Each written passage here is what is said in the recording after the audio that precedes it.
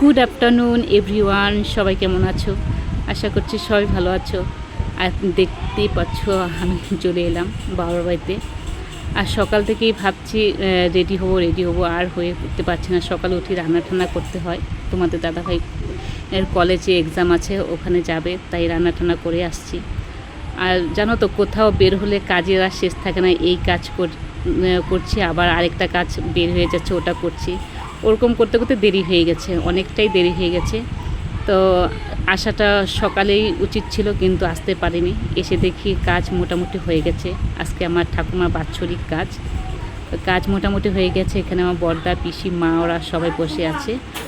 আর এদিকে রান্না হচ্ছে,